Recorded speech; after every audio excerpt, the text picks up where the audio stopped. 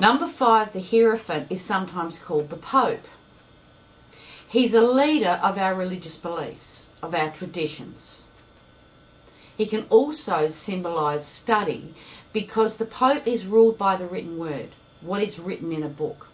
The Pope is the upholder of tradition, and this is symbolised by his hand raised on the card saying, "It is so, this is the way it will be." This is where the things that society tell us are the right things to do are the rules that we live by. Unlike the priestess, who uses purely her instincts, the Hierophant or the Pope runs his life and his belief system adheres by things like the Ten Commandments for Christianity. These are the rules, this is what we'll live by, this is so. The keys underneath his feet are crossed. 2 different colours.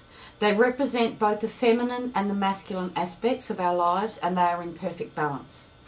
He carries the staff of knowledge, religious staff that can often be used in religious ritual and ceremony. The shape is pyramidal, which means that there is a hierarchy. When the Hierophant appears in your reading, it can indicate that it is a time for you to learn, but learn through books and learn through study to understand religious beliefs. It can also mean that if you are looking to start a new project or you are looking to go along a different path, it means stay with the tradition, stay with those traditional beliefs, keep to the path, don't go off it. The Hierophant reversed is also a leader, but can be a cult leader. This could be someone that's brainwashing you.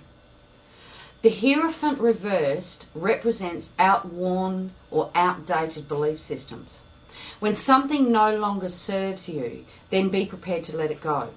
When society's traditional values are no longer enhancing or enriching your life, it is time to let them go. So watch for the Hierophant reversed. It is a time for change.